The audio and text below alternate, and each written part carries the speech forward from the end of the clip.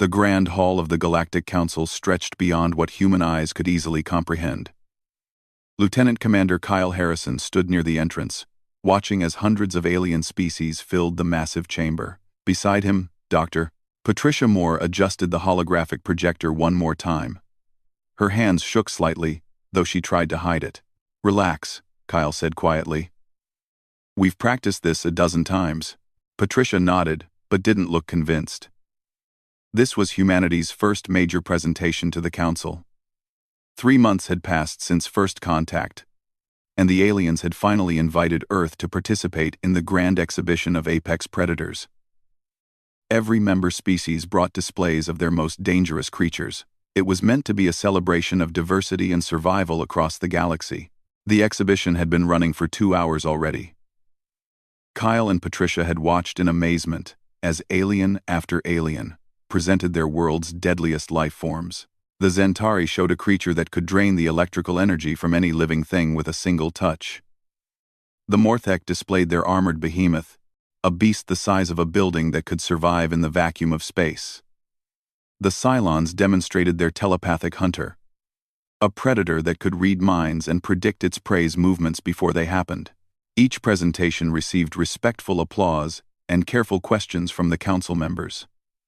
The aliens spoke in reverent tones about the evolutionary pressures that created such magnificent killers. Kyle noticed how they emphasized the special abilities, the unique adaptations that seemed almost magical compared to Earth's biology. Now it was humanity's turn. Ambassador Zekthar, a towering reptilian creature with golden scales and 3 eyes, gestured toward the presentation platform. "We welcome our newest members to share their world's contributions to the grand tapestry of predation. Humans of Earth, please proceed." Kyle and Patricia walked to the center of the hall. The lights dimmed automatically. Patricia activated the holographic display, and a massive image of Earth appeared above them. Spinning slowly, oceans and continents gleamed in blues and greens. "Earth is our home," Patricia began, her voice amplified by the chamber's systems. "Our world has produced countless predators over millions of years. We would like to show you some of them." The first image materialized, a full-sized African lion. The hologram was so detailed that individual hairs seemed to ripple in an invisible wind. The lion's amber eyes stared out at the assembled aliens, and its muscles bunched as it walked across the platform. Patricia continued her explanation. "This is a lion. It weighs up to 500 pounds and hunts in coordinated groups called prides. Lions can run at speeds of 50 miles per hour and take down prey much larger than themselves." Kyle watched the audience carefully. Some aliens leaned forward with interest. Others seemed puzzled. A few started whispering to their neighbors. The hologram shifted. A grizzly bear appeared, rearing up on its hind legs. Its massive paws, tipped with razor-sharp claws, swiped at the air. Patricia explained its strength, its ability to break a tree trunk with a single blow, its incredible sense of smell that could detect food from 20 miles away. More whispers spread through the crowd. Kyle's military training helped him read body language, even alien body language. Something was wrong. The reactions weren't what he expected. Next came a great white shark, suspended in a holographic bubble of water. Its rows of serrated teeth gleamed as it swam in a circle. Patricia described its electroreception, how it could sense the bioelectrical fields of living creatures in the water. Then a saltwater crocodile, motionless as a log until it exploded forward with terrifying speed. Patricia talked about bite force, about patience, about ambush tactics refined over millions of years. The whispers grew louder. Kyle heard what might have been laughter from somewhere in the back rows. Patricia showed them more. Bengal tigers, polar bears, Komodo dragons, orcas working together to create waves that knocked seals off ice floes, army ants that could strip a carcass to bones in hours, box jellyfish with venom that could kill in minutes. When the presentation ended, silence filled the hall for a long moment. Then, someone laughed. It was a chittering, clicking sound that came from High Curator Velnix, an insectoid creature whose species kept records of all known galactic life forms. "Fascinating," Velnix said, though his tone suggested the opposite. These creatures rely entirely on physical force. No energy projection. No biological shielding. No psionic abilities whatsoever. Zekthar's three eyes blinked in sequence. Tell us, Dr. Moore, do any of your predators possess natural armor plating? Acid generation? Molecular disruption fields? Patricia's jaw tightened. No, Ambassador. Our predators evolved different advantages. Strength, speed, intelligence, cooperation. Primitive, someone called from the audience. Laughter rippled through the chamber. Velnik stood, his multiple legs clicking against the floor. I mean no offense to our human friends, but these creatures represent evolutionary dead ends. They are bound entirely by physical limitations. No transcendence beyond crude biomechanics. Biomechanics. Kyle stepped forward before Patricia could respond. His voice stayed calm and professional, though anger burned in his chest. Our predators have survived and thrived for millions of years. They've adapted to every environment on our planet. Yes. Yes, Zekthar said, waving a clawed hand dismissively. We understand that Earth is a harsh world. Your gravity, your temperature extremes, your disease load, all very challenging for primitive biology. But compared to true apex predators, your creatures are little more than curiosities. More laughter. Some of it sounded almost pitying. Another council member, a being that looked like floating jellyfish surrounded by crystalline structures, spoke up. Perhaps humanity would benefit from a protection contract. Given that your world produces such vulnerable life, you likely face similar limitations in defending yourselves against galactic threats. The statement hung in the air. Kyle understood the implication immediately. The aliens thought humans were weak. They saw Earth's predators and assumed humanity shared their limitations. Patricia switched off the holographic display. The massive creatures vanished like ghosts. Kyle watched her face carefully. She looked humiliated, but there was something else in her eyes, something calculating. As the council moved on to other business, Kyle and Patricia returned to their observation positions. The exhibition continued with more demonstrations of alien super predators. Each one received genuine respect and careful study. They have no idea, Patricia whispered to Kyle. No idea about what? They asked about our living predators. They mocked lions and bears and sharks. Patricia's expression hardened. But they never asked about our extinct predators. They never asked about our genetic research programs. They never asked what we've been doing in our laboratories for the past 50 years. Kyle looked at her carefully. Should they have asked? Patricia smiled, but there was no warmth in it. Nature gave Earth incredible predators. But humans learned to do something the galaxy hasn't seen before. We learned to improve on nature. We learned to take evolution's greatest achievements and push them further. Before Kyle could respond, Zekthar approached them. I hope you were not offended by the Council's reaction. We celebrate all life, of course, but your planet's predators are simply not on the same level as more advanced species. This is not an insult. It is merely reality. Kyle forced himself to smile politely. Thank you for the opportunity to present. Ambassador. After Zekthar left, Patricia pulled out her communication device. She typed a message to Earth Command, her fingers moving quickly across the holographic keyboard. Kyle read over her shoulder. Council dismisses Earth's biological capabilities. Recommend monitoring situation. If threats emerge, suggest full disclosure of classified enhancement programs. She sent the message before Kyle could comment. They stood together in the massive hall, surrounded by aliens who had just laughed at humanity's greatest natural weapons. Neither of them spoke, but both of them wondered the same thing. What would these aliens think if they saw what Earth's predators could become with human ingenuity added to millions of years of evolution? The answer to that question would come sooner than anyone expected. 6 weeks after the Grand Exhibition, Captain Andrew Carter sat in the command chair of the EDS Valiant, staring at a tactical display that made his blood run cold. 3 red markers blinked on the star map, each one representing a human colony that had gone silent in the past 48 hours. "Still no response from New Portland?" he asked. Lieutenant Nicole Brooks shook her head. Her fingers danced across the tactical console. But the results stayed the same. "Nothing, sir. Last transmission was a distress signal, then complete silence. Same pattern as the other colonies." Commander Greg Palmer moved to stand beside the captain's chair. "Sir, that's 15,000 people across 3 settlements. They can't all just disappear." Andrew knew Greg was right, but the evidence told a different story. 3 colonies, 3 distress signals, 3 mysterious silences.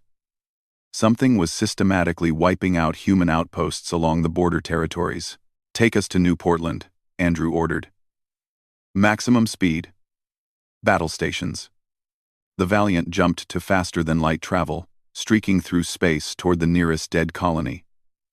The journey took 6 hours. Andrew spent most of that time reviewing what little intelligence they had. The attacks had started without warning. No demands. No negotiations. Just sudden violence, followed by eerie quiet. Long-range scans suggested the presence of Krell warships, but that made no sense. The Krell Dominion had maintained neutral relations with humanity since first contact. They were a warrior culture, proud and aggressive. But they followed the Galactic Council's regulations. When the Valiant dropped out of faster-than-light travel at the edge of the New Portland system, what they saw confirmed Andrew's worst fears. "Dear God," Nicole whispered. The colony was gone. Not just destroyed, but erased. Buildings that should have housed thousands of people were torn apart. Agricultural domes lay in shattered pieces. The defensive perimeter, which should have stopped any conventional assault, looked like it had been ripped open by massive claws. "Life signs?" Andrew asked, though he already knew the answer. "None," Greg reported. "Scanning for survivors now, but the readings are, sir, there's something else down there. Multiple large heat signatures, moving in groups." Andrew leaned forward. "How large?" "Bigger than human. The patterns suggest quadrupedal movement. At least 40 distinct contacts." "Creatures," Nicole said quietly. "They used creatures." The tactical display updated as the Valiant sensors painted a clearer picture. Whatever had attacked New Portland was still there. Prowling through the ruins, the heat signatures moved with purpose, patrolling like sentries. "Sir, incoming transmission," the communications officer called out. "Krell military channel." A face appeared on the main view screen. The Krell who stared back at them looked like a nightmare made flesh. Gray skin stretched over massive muscles. 4 arms, each ending in clawed hands. Eyes like black pits. This was Warlord Thexkan, commander of the Krell Third Fleet. "Human vessel," Thexkan said. His voice sounded like grinding metal. "You are in Krell space. Leave now or be destroyed." Andrew kept his voice steady. "This is Captain Andrew Carter of the Earth Defense Ship Valiant. The colony below is human territory under Galactic Council law." "What have you done?" Thexkan's lipless mouth pulled back in what might have been a smile. "Your territory no longer. The Krell Dominion expands. Your soft colonies fall easily. Your soft people die easily. This is the way of things. The Council will not allow this," Andrew said. "You're breaking every treaty." "The Council?" Thexkan laughed, a harsh barking sound. "The Council protects strong species. You humans are weak. Your world produces weak creatures. Your warriors are weak. We have seen your presentations. We have heard the mockery. The galaxy knows the truth about Earth." The transmission cut off. Immediately, alarms screamed throughout the Valiant. "Krell ships decloaking," Nicole shouted. 3 heavy cruisers, bearing down on our position. Andrew didn't hesitate. "Get us out of here. Full retreat, maximum speed." The Valiant's engines flared to life. The ship lurched forward as energy weapons scorched the space where they had been seconds before.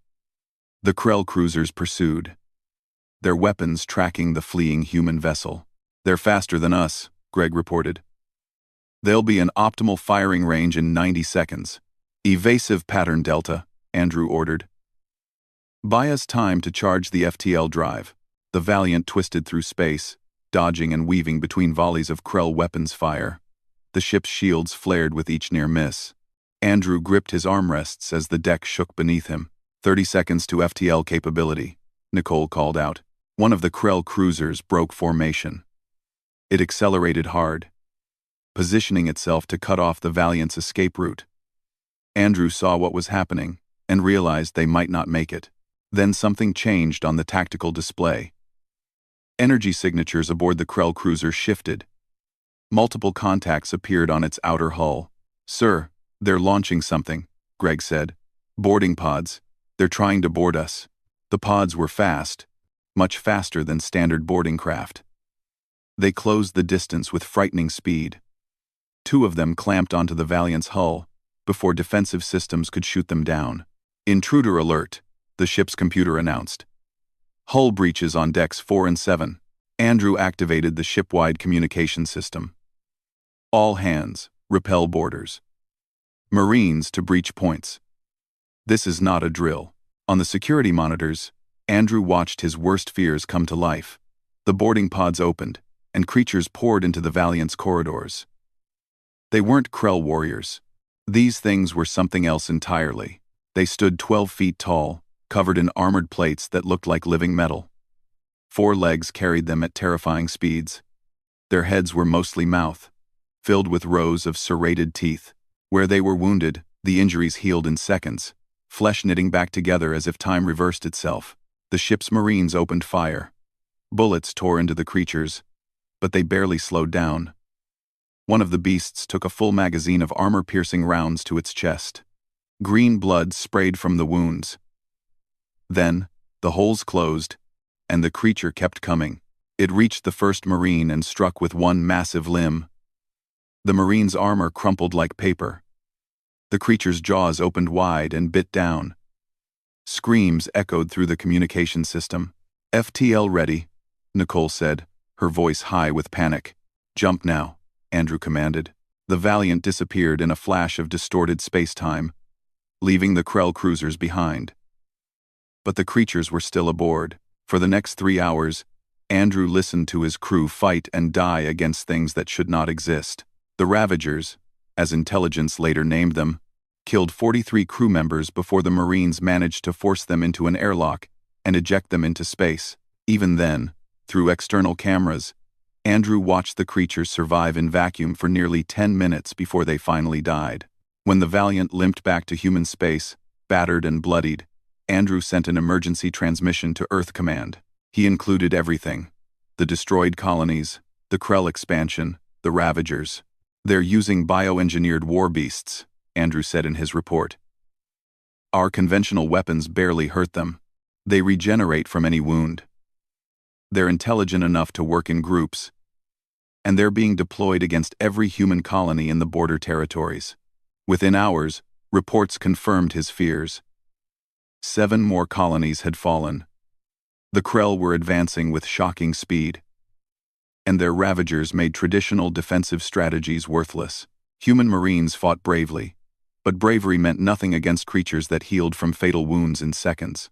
Nicole sat beside Andrew in the medical bay. Her arm was in a sling, broken during the fighting. "What do we do, sir? How do we fight something like that?" Andrew had no answer. He had sent formal requests to the Galactic Council, begging for intervention. But the responses he received were cold and dismissive. Zekthar himself had replied with a simple message: "Humanity must prove its capability to survive in galactic society. The Council does not intervene in territorial disputes between member species. Your biological limitations are your own concern." The meaning was clear. The galaxy had watched aliens mock Earth's predators. Now they were watching to see if humanity could defend itself against real threats. The Council would not help. Greg Palmer entered the medical bay, carrying a datapad. "Sir, you need to see this. Eyes-only transmission from Earth Command." Andrew took the pad and read the message. His eyes widened as he processed the words. "Project Apex Tiger," he read aloud. "Classified Genetic Enhancement Program. Authorized for immediate deployment By order of the Global Security Council. Nicole looked up. What's Project Apex Tiger? Andrew continued reading, his expression shifting from confusion to something else. Something like hope. They've been working on it for 15 years. Taking Earth's predators and improving them. Making them better. Better how? Greg asked. Andrew looked at his officers, then back at the data pad. We're about to find out. Earth is sending something to the front lines. Something the Krell have never seen before. 2. He pulled up an attached image file. What appeared on the screen made all three of them go silent. It looked like a tiger, but bigger. Much bigger. And in its eyes, there was an intelligence that no natural animal should possess. Deep in the Rocky Mountains, buried beneath 300 feet of solid granite, Dr. Richard Stone stood before a reinforced observation window and watched humanity's answer to the Krell threat sleep in a massive enclosure below. The creature was beautiful and terrifying in equal measure. It looked like a tiger that had been rebuilt by someone who understood exactly what made predators deadly. Orange and black stripes covered its muscular body. But the proportions were all wrong for a normal tiger. This one was longer, thicker, built like a machine designed for one purpose only. How much does she weigh now? Colonel Lisa Murphy asked from behind him. Richard checked the data pad in his hands. 812 pounds. Still within acceptable parameters. Her bone density is holding steady at 340% above baseline. Lisa nodded, her expression neutral. She had overseen Project Apex Tiger for the past 7 years, ever since the military took full control of the research. Before that, it had been a theoretical exercise, a thought experiment about genetic possibilities. Now it was humanity's last hope against the Krell invasion. Tell me again, Lisa said. From the beginning. I need to understand what we're sending to the front lines. Richard had given this briefing dozens of times, but he never tired of it. This was his life's work, the culmination of everything he had learned about genetics and evolution. We started 15 years ago with a simple question, Richard began. Earth's predators are magnificent. But what if we could make them better? What if we could take the best traits from multiple species and combine them? He pulled up a holographic display. DNA strands spiraled in the air between them, color-coded and annotated. The base template is Siberian tiger. They're the largest, most powerful cats on Earth. We use that as our foundation because tigers already possess incredible hunting instincts, remarkable strength, and excellent sensory capabilities. The hologram shifted, highlighting specific genetic sequences. But we didn't stop there. We incorporated DNA from Smilodon, the saber-toothed cats that went extinct 10,000 years ago. We recovered their genetic code from preserved specimens. Smilodon had incredible bite force and specialized musculature in their necks and shoulders. We integrated those traits. Lisa watched the display carefully. And the aggression? Regular tigers are dangerous, but they avoid unnecessary conflict. These creatures are different. Richard smiled. That comes from our third donor species, honey badgers. People think they're cute because they're small. But honey badgers are the most fearless, relentless predators pound for pound on Earth. They never give up. They never retreat. They fight until they win or die. We extracted the genetic markers responsible for that fearlessness and wove them into the apex tiger genome.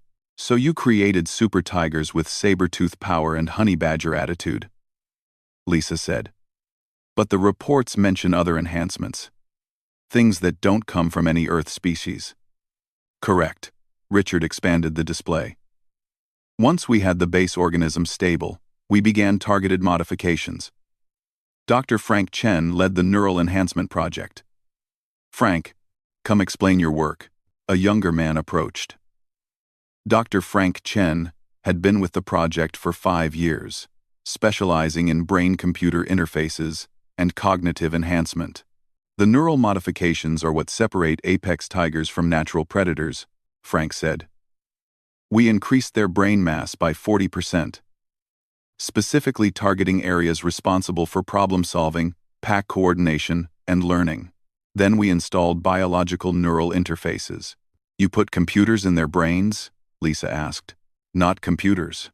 Organic neural networks that interface with their existing brain structures. The apex tigers can share tactical information with each other through low-frequency vocalizations and pheromone signals. They coordinate like a single organism when hunting. Richard took over again. The physical enhancements are equally impressive. Muscle density increased by 400% through modified myostatin genes. Their muscles can generate force far beyond what their size suggests. Bone structure reinforced with carbon fiber proteins that occur naturally in some deep-sea creatures. They can take impacts that would shatter normal bones. He pulled up another diagram, this one showing internal organs. Metabolic modifications allow them to enter what we call a rage state. When threatened, or when protecting their handlers, their adrenal glands flood their system with a chemical cocktail that increases speed by 60% and pain tolerance to near absolute. In rage state, an apex tiger becomes unstoppable. What about the specialized organs? Lisa asked. The reports mention heat sensing and echolocation. Those were handler Jacob Wells's suggestions. Richard said. Jacob, come up here. A man in his 40s climbed the stairs to the observation deck. Jacob Wells had worked with big cats for 20 years before joining Project Apex Tiger. He understood animal behavior better than anyone Richard had ever met. The special sensory organs came from practical hunting considerations, Jacob explained. I suggested we add heat-sensing pits, similar to what pit vipers have. The apex tigers can detect temperature differences of less than 1 degree from 30 feet away, makes it impossible for prey to hide. He pointed down at the sleeping creature. The echolocation is a modified version of what bats use. They can navigate in complete darkness and detect heartbeats through walls. Combined with their enhanced sense of smell, they can track a target across any terrain. Lisa looked impressed, despite herself. How intelligent are they? Jacob's expression changed, becoming almost paternal. That's the remarkable part. They're smart enough to understand complex commands and adapt tactics on the fly, but they're not human intelligent. They think like predators, which is exactly what we need. They form genuine bonds with their handlers. Loyalty isn't programmed. It's earned. As if summoned by the conversation, the creature below opened her eyes. They were amber, like a normal tiger. But there was depth to them that normal animals lacked. She stood, stretched, and looked directly at the observation window. At Jacob. That's Amber, Jacob said quietly. First successful specimen. She's 5 years old now. I've been her handler since she was a cub. Lisa watched as the massive predator moved to the window and sat, still staring at Jacob. She knows you're up here. She always knows where I am. The neural link works both ways. I can feel what she feels. To some extent. Her moods. Her needs. And she responds to my thoughts when we're close enough. Richard brought up a new set of data. We've created 20 specimens total. 10 in alpha pack, 10 in beta pack. Each one weighs between 750 and 850 pounds. Length from nose to tail averages 12 feet. They can sprint at speeds exceeding 70 miles per hour for short bursts. Sustained running speed is 40 miles per hour. And they can maintain that for hours. Combat testing? Lisa asked. Jacob answered. We've run them through every scenario we could imagine. They work perfectly as a coordinated unit. Alpha Pack and Beta Pack can operate independently or merge into a single 20-member strike force. They understand cover, flanking maneuvers, and ambush tactics.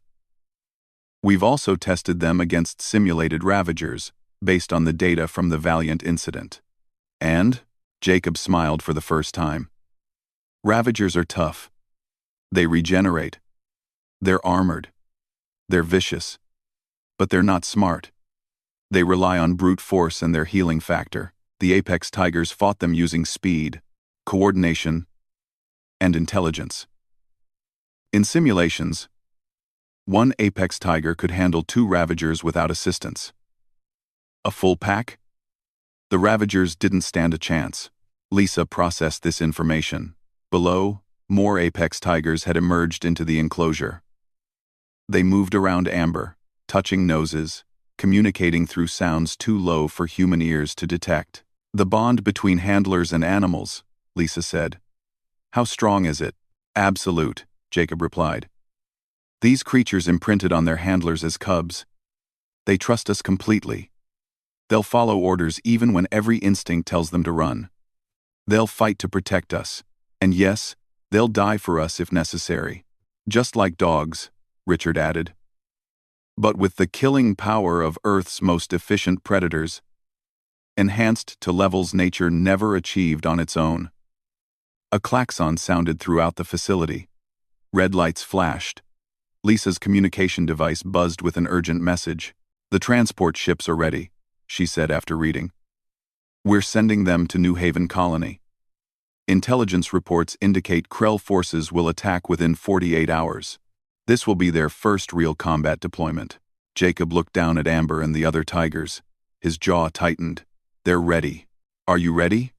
Lisa asked him directly. You'll be going with them. Frontline deployment. This isn't a simulation anymore. I know. Jacob placed his hand against the observation window. Below, Amber mirrored the gesture with one massive paw. These creatures are my life's work as much as Richard's. I won't send them into battle alone. Richard pulled up the deployment roster. Handler Melissa Grant will lead Beta Pack. Jacob leads Alpha Pack. Both units have full support teams and medical personnel. The transport leaves in 6 hours. Lisa watched the Apex Tigers below. They were playing now, wrestling and chasing each other like overgrown house cats. But she had seen the combat footage. She knew what they could do when the playfulness stopped and the killing began. The Krell think Earth produces weak creatures, Lisa said quietly.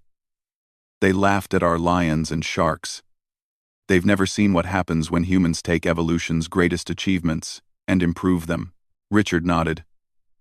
Nature gave Earth incredible predators, but humanity learned something the galaxy hasn't seen before. We learned to respect what evolution created and enhance it rather than replace it. We worked with nature, not against it.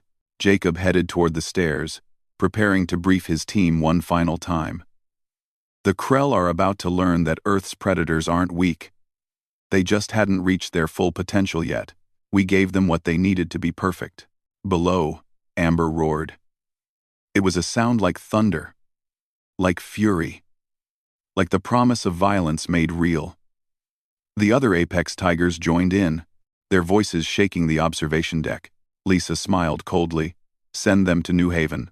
Let's see how the Krell like facing Earth's real apex predators. The colony of New Haven huddled under a darkening sky as 2 military transport ships descended through the atmosphere. Major Scott Williams watched from the command center as civilians rushed toward the underground shelters. They had maybe 6 hours before the Krell arrived. Maybe less. Status of the defensive perimeter? Scott asked. Lieutenant Gary Foster checked his tactical display. Marines are positioned at all key points. We've got heavy weapons emplacements covering the main approaches. But sir, if the Krell bring Ravagers like they did at the other colonies, conventional defenses won't hold. Scott knew Gary was right. 3 more colonies had fallen in the past week. Each time, the Krell deployed their bioengineered monsters and overwhelmed human defenses through sheer brutality. The Ravagers were nearly impossible to kill, and they slaughtered trained soldiers like they were nothing. But this time would be different. This time, humanity had brought something new. The transport ships landed in the central plaza. Governor Helen Price stood beside Scott, watching nervously as the rear ramps lowered. What exactly are we getting? Earth Command's message wasn't clear. Honestly, Governor, I'm not entirely sure, Scott admitted. They called it Project Apex Tiger. Some kind of classified program. The first figure to emerge was a man in his 40s, wearing combat gear with handler insignia on his shoulders. Jacob Wells walked down the ramp with complete confidence, like a man who had done this 1,000 times before. Behind him, connected by what looked like a specialized harness, came something that made everyone in the plaza go silent. The creature was massive. It moved like a tiger. But no tiger had ever been that large or that powerfully built. Orange and black stripes covered dense muscle that rippled with each step. Its eyes glowed amber in the fading light, intelligent and alert. When it opened its mouth in a yawn, teeth the size of daggers gleamed. "Dear God," Helen whispered. "What is that thing?" "That's an apex tiger," Jacob said as he approached. "Her name is Amber. She's the alpha of her pack." 9 more creatures emerged behind Amber, each one as impressive as the first. The civilians who hadn't made it to the shelters yet stopped and stared. Some backed away in fear. Others pulled out cameras to record the impossible sight. From the second transport, handler Melissa Grant led Beta Pack down the ramp. Her 10 apex tigers moved in perfect coordination, their heads scanning the environment with predatory focus. Scott descended from the command center to meet the handlers. Up close, the apex tigers were even more intimidating. Amber stood nearly 5 feet tall at the shoulder, and her body stretched 12 feet from nose to tail. She weighed easily 800 pounds of pure muscle and killing intent. "Major Williams," Jacob said, extending his hand. "Handler Jacob Wells, Alpha Pack. This is Handler Melissa Grant, Beta Pack. We're here to deal with your Ravager problem." Scott shook hands, trying not to stare at the creatures. "I've read the briefing files, but seeing them in person is something else. Are they safe around civilians?" "Safe as long as they know you're friendly," Melissa said. She was younger than Jacob, maybe early 30s, but she carried herself with the same quiet confidence. "They can sense aggression and fear. Stay calm, move normally, and they'll ignore you." As if to prove the point, a young girl broke away from her mother and ran toward the apex tigers. Her mother screamed, but the child was too fast. She stopped right in front of Amber, eyes wide with wonder. "Pretty kitty," the girl said. Amber lowered her massive head and sniffed the child gently. Then she made a sound halfway between a purr and a rumble. The girl giggled and patted Amber's nose before her mother snatched her away. "They're good with kids," Jacob said simply. "It's adults with weapons they don't like." Scott pulled up his tactical display. "Krell forces will hit us at dawn. Intelligence suggests at least 20 Ravagers, plus conventional Krell warriors. They'll come through the agricultural zone first, then push toward the colony center. Standard tactics," Melissa observed. "They want to spread terror and confusion before finishing the job." Jacob studied the terrain map. The agricultural zone has good vertical space. Warehouses, grain silos, storage facilities. Perfect for ambush tactics. "You want to engage them there?" Scott asked. "We want to slaughter them there," Jacob corrected. "These creatures were built for this, Major. Let them do what they do best." Scott briefed his Marines on the plan. Most of them looked skeptical when he explained they'd be working alongside giant engineered tigers. But orders were orders, and they took their positions as instructed. As night fell, Jacob and Melissa moved their packs into the agricultural zone. The apex tigers disappeared into the shadows between buildings like ghosts. Scott monitored their positions through thermal imaging, but even with advanced equipment, the creatures were hard to track. "Neural link is strong," Jacob reported over the communication channel. "All 20 specimens responding perfectly. They know what's coming." Helen joined Scott in the command center as midnight approached. "Do you really think these animals can stop the Krell?" "They're not just animals, Governor. They're weapons. Weapons designed specifically to kill things that conventional weapons can't touch." At 4:47 a.m., sensors detected incoming ships. The Krell were early, probably hoping to catch the defenders sleeping. 3 dropships landed on the outskirts of the agricultural zone, and the invasion began. Ravagers poured from the ships. Scott counted 23 of them, each one a nightmare of armor-plated flesh and regenerating tissue. They moved in loose groups, spreading out to maximize terror and minimize coordinated resistance. Behind them came Krell warriors, armed with energy weapons and confident in their superiority. Warlord Thexcon himself commanded the assault, his 4 arms gesturing orders to his troops. The first squad of Marines opened fire from defensive positions. Bullets struck Ravagers, drawing green blood but doing little real damage. The creatures healed in seconds and charged toward the source of the gunfire. Then the apex tigers struck. Amber came out of nowhere, leaping from the roof of a warehouse onto the back of a Ravager. Her jaws clamped around its neck with bone-crushing force. The Ravager thrashed, but Amber held on. Her claws ripped through armor plating that was supposed to be impenetrable. The Ravager's healing factor tried to keep up, but Amber was tearing it apart faster than it could regenerate. 4 more apex tigers hit the same group of Ravagers from different angles. They moved like they shared a single mind, coordinating attacks with perfect timing. One tiger would strike high, drawing the Ravager's attention, while another came in low to hamstring it. Scott watched in amazement. They're using pack tactics, actual coordinated pack tactics. In the agricultural zone, the battle became a slaughter. Ravagers that had destroyed trained Marines with ease found themselves outmatched by predators that were faster, smarter, and just as vicious. The apex tigers used the vertical space exactly as Jacob predicted, attacking from rooftops and overhead pipes. A Ravager cornered 3 Marines in a warehouse. It advanced slowly, confident in its superiority. Then, 5 apex tigers dropped from the ceiling rafters. The Ravager didn't even have time to react before they were on it, tearing it to pieces. Beta Pack found 3 Ravagers trying to flank around the defensive perimeter. Melissa's voice came through the command channel, calm and professional. Beta Pack engaging. Multiple hostiles. Neutralizing now. The thermal imaging showed what words couldn't fully capture.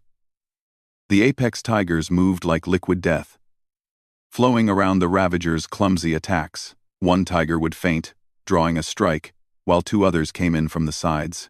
They targeted joints, throats, anything that could disable their prey. Thexcan watched his prized Ravagers fall one by one. His confusion turned to rage. What are these creatures? Where did the humans get them? He ordered his Krell warriors to support the Ravagers, but the apex tigers adapted instantly. When energy weapons fired, they dodged with impossible speed. When Krell warriors tried to form defensive positions, the tigers used the shadows and vertical space to get behind them. Jacob monitored the neural link, feeling echoes of what his pack experienced. He felt Amber's focused rage as she brought down her 3rd Ravager. He sensed the pack's coordination as they adjusted tactics on the fly. All units, press the attack, Jacob commanded. Don't give them time to regroup. The apex tigers obeyed with terrifying efficiency. They hunted Ravagers through the agricultural zone like wolves hunting deer. Every ambush was perfectly executed. Every attack targeted the most vulnerable points. By the time the sun rose, it was over. 23 Ravagers lay dead, torn apart by creatures they never understood. 15 Krell warriors had fallen trying to protect them. The rest retreated in complete disarray, dragging Thexcan with them. Scott walked through the agricultural zone as dawnlight revealed the aftermath. Blood covered the ground, most of it green from Ravagers and Krell. But his Marines were alive. The colonists were safe. He found Jacob sitting with Alpha Pack. The apex tigers were cleaning themselves, licking blood from their paws and grooming each other. Amber had a minor wound on her shoulder, already healing thanks to her enhanced metabolism. Casualties? Scott asked. Minor injuries only, Jacob reported. Nothing serious. Amber took a claw strike, and 2 of Melissa's pack have some bruising. They'll be fine. Scott shook his head in disbelief. Your tigers just killed 23 Ravagers and suffered minor bruising. Do you understand how impossible that sounds? Jacob smiled and scratched Amber behind her ears. The massive predator leaned into his touch like a house cat. They're not just tigers, Major. They're what happens when humans take Earth's most perfect predators and help them become even better. Colonists began emerging from the shelters. They approached the apex tigers cautiously, but their fear was mixed with gratitude. These creatures had saved their lives. The same young girl from before ran up to Amber again. This time, her mother didn't try to stop her. The girl hugged Amber's massive paw. Thank you, pretty kitty. Amber made that rumbling purr sound again and gently nuzzled the child. Helen approached Scott and Jacob, tears in her eyes. How many colonies do you have these creatures deployed to? After this, Jacob pulled up his communication device. Command just authorized full deployment. Every threatened colony gets a pack. The Krell are about to discover that their expansion is over. Creator did upper. Over the next 2 weeks, Apex Tigers deployed to 17 colonies. Every single engagement ended the same way. The Ravagers, previously unstoppable, were systematically hunted down and destroyed. Krell forces began retreating from human space, unwilling to face creatures that killed their best weapons with such ease. In the command center, Scott watched reports flood in from across the border territories. Every single one told the same story. Complete human victory. With minimal casualties. The tide just turned, he said to Gary. Gary nodded, reading the latest intelligence. Krell Dominion has sued for peace. They're withdrawing all forces from human space. Thex Khan was captured trying to flee. He's being brought before the Galactic Council to answer for his illegal invasion. Scott thought about the exhibition where aliens had laughed at Earth's predators. He wondered what those same aliens were thinking now. Probably something along the lines of regret. The Galactic Council chambers looked exactly as they had 2 months ago, but everything felt different now. Ambassador Victoria Lang stood at the presentation platform, looking out at hundreds of alien faces that no longer showed amusement or contempt. Now they showed caution. Some showed fear. Lieutenant Commander Kyle Harrison stood beside her, just as he had during the first disastrous presentation. But this time, he wasn't nervous. This time, humanity had proof. Members of the Galactic Council, Victoria began, her voice carrying through the vast hall. 2 months ago, we presented our world's predators to you. You laughed. You called them primitive. You dismissed Earth's evolutionary achievements as crude and limited. Silence filled the chamber. Ambassador Zekthar, the reptilian who had led the mockery, shifted uncomfortably in his seat. High Curator Velnix's multiple eyes tracked Victoria's movements with newfound respect. Today, we return to discuss what happened when the Krell Dominion, emboldened by your dismissal of human capabilities, decided to invade our territory. Victoria activated the holographic display. A star map appeared, showing the human border territories. Red markers indicated destroyed colonies. Yellow markers showed colonies under attack. Green markers appeared one by one as the timeline advanced, representing successful defenses. The Krell deployed bioengineered war beasts called Ravagers. These creatures possessed regenerative abilities, natural armor, and savage strength. Your various species had assured us that Earth's predators were inferior to true galactic threats. The Ravagers seemed to prove you right. She pulled up combat footage from the early attacks. The hologram showed Ravagers tearing through defensive positions, slaughtering Marines, destroying everything in their path. Gasps echoed through the chamber. Conventional weapons barely slowed them down. Human soldiers fought bravely, but bravery cannot overcome biology, or so we thought. The hologram changed. New footage appeared, this time from New Haven Colony. The assembled aliens leaned forward as massive tiger-like creatures emerged from transport ships. These are Apex Tigers, Victoria said calmly. Earth's answer to the Ravager threat. Allow me to explain what you're seeing. The footage played, Amber leaping onto a Ravager's back. Pack tactics from Alpha and Beta units. Ravagers falling one after another, overwhelmed by predators that fought with intelligence and coordination they couldn't match. The chamber erupted in whispers. Some aliens stood for better views. Others activated their own recording devices. Victoria let the footage run for several minutes, showing engagement after engagement. Every single one ended the same way. Complete human victory, destroyed Ravagers, minimal casualties. When the footage ended, she turned back to the council. Over the past 2 weeks, Apex Tigers deployed to 17 threatened colonies. They engaged Krell forces in 43 separate combat operations. The results speak for themselves. Kyle pulled up statistical data. Total Ravagers destroyed, 307. Total Apex Tiger casualties, 0. Minor injuries only, all healed within days thanks to enhanced metabolic systems. Velnix's voice crackled through a translator. How is this possible? You showed us natural predators. These creatures possess abilities far beyond what we saw. You're absolutely correct, Victoria said. You saw our natural predators. Lions, tigers, sharks, bears, magnificent creatures created by millions of years of evolution. But you made an assumption. You assumed that was all Earth could offer. She walked to the center of the platform, her presence commanding attention. You failed to ask the right questions. You didn't inquire about our genetic research programs. You didn't wonder what humans might have learned from studying our predators. You saw the end result of natural evolution, and never considered what might happen if human intelligence enhanced what nature created. Kyle brought up new displays showing DNA sequences, enhancement specifications, neural modifications. The Apex Tiger project began 15 years ago. We took the best traits from multiple Earth predators and combined them. Siberian tigers, for size and power. Saber-toothed cats for specialized hunting adaptations. Honey badgers for fearlessness and tenacity. Unexpected, that is, genetic manipulation. Another council member called out. Creating weapons of war from living creatures. No, Victoria said firmly. It's enhancement. Every trait we amplified already existed in Earth's biosphere. We didn't create anything artificial. We simply helped natural evolution reach its full potential faster than normal timescales would allow.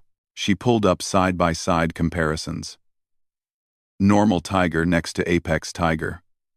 The differences were obvious. But the fundamental nature remained the same. These creatures are still tigers at their core. They form bonds with handlers. They play. They sleep in the sun. They groom each other and care for their young. We didn't strip away what made them alive. We enhanced what already made them deadly. Warlord Texcan, the Krell commander, was brought before the council in chains. His forearms were bound, and his defeat showed in every line of his body. Victoria gestured toward him. Warlord Texcan launched an illegal invasion of human territory because he, like many of you, believed Earth produced weak creatures. He assumed humans shared those limitations. He was wrong. Texcan spoke through a translator, his voice bitter. I commanded the finest bioweapons the Krell could create. Ravagers had never been defeated in centuries of warfare, then your creatures destroyed them like they were nothing. How did you hide such capabilities? We didn't hide anything, Kyle said. You never asked. None of you did. You saw presentations of our natural predators and assumed you understood everything about Earth. That was your mistake, Victoria continued. The Krell have sued for peace. They've withdrawn all forces from human space and paid reparations for the colonies they destroyed.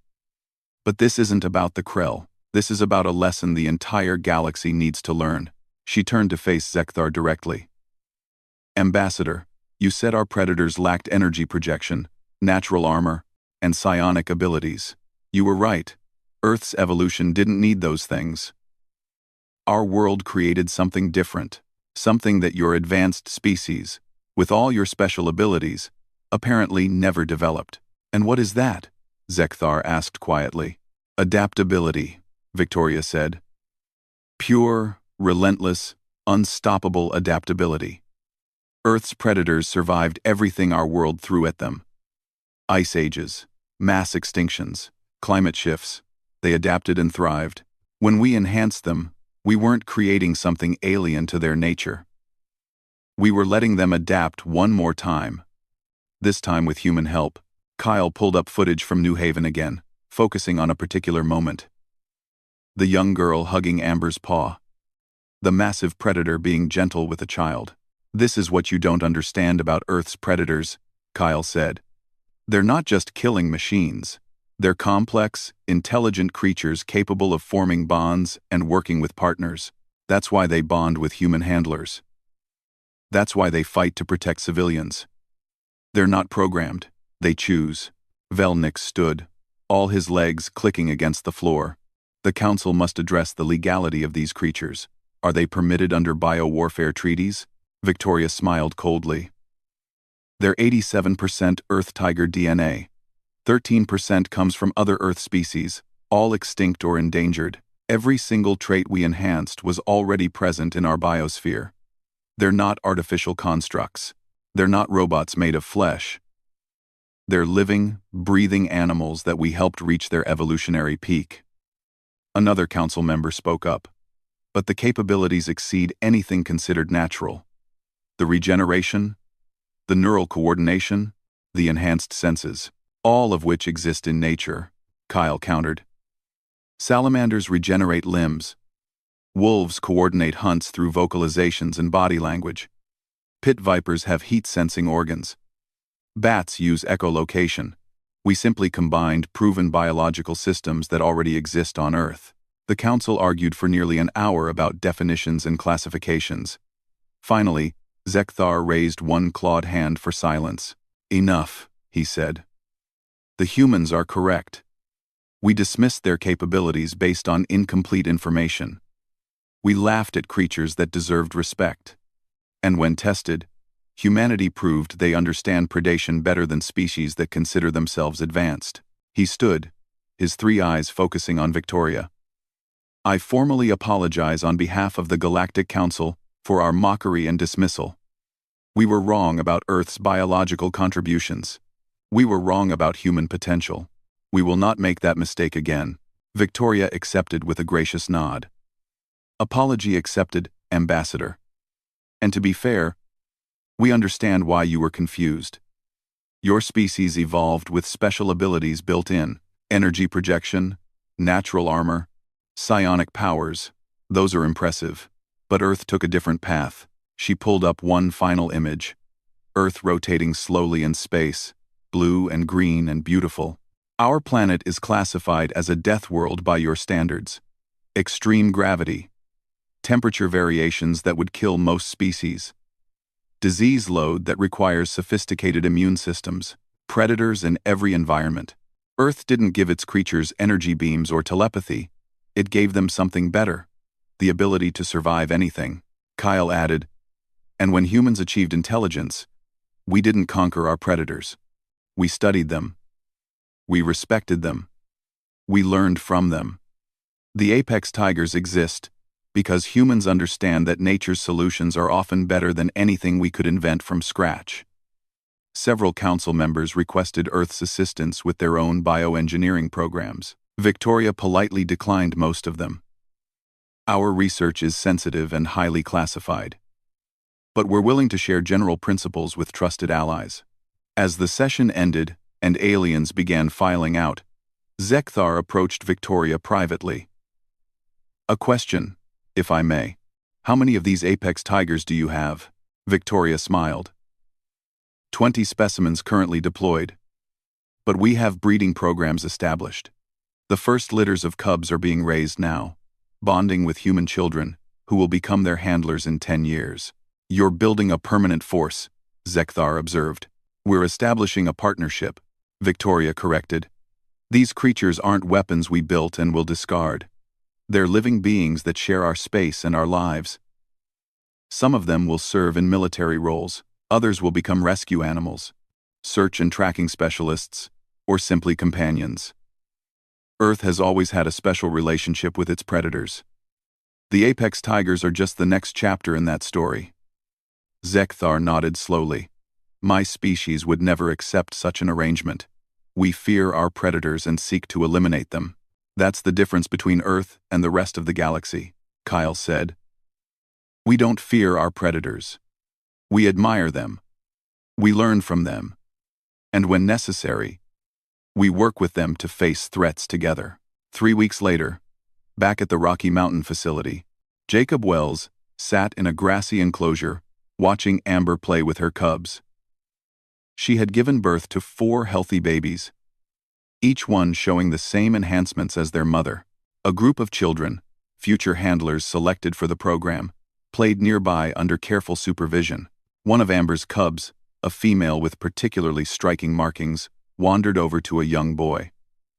The boy, maybe 7 years old, carefully petted the cub's head, The cub purred and rubbed against his leg. "That's how it starts," Melissa said, joining Jacob in the observation area. "The bond forms early.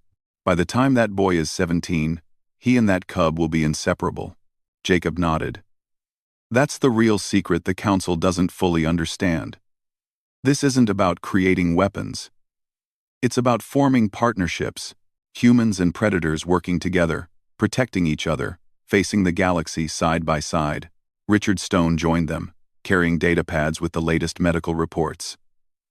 "All specimens healthy. Neural development in the cubs is ahead of projections. They're already showing pack coordination instincts. Give them 5 years, and we'll have another generation ready for deployment. Do you think we'll need them?" Melissa asked. "The Krell are defeated. The Council respects us now." Richard looked out at the cubs playing with human children. "The galaxy is a dangerous place. New threats will emerge. But now the galaxy knows something important about humanity. We don't just survive on our death world. We thrive there, and we learn to help our world's other survivors thrive even more."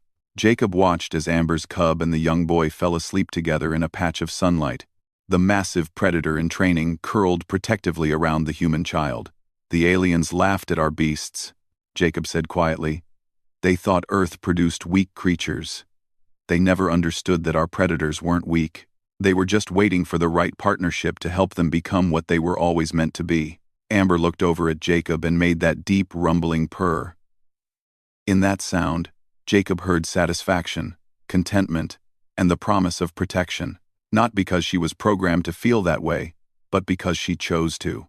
That choice, more than any enhancement, was what made the Apex Tigers truly Apex, and the galaxy would never look at Earth's creatures the same way again.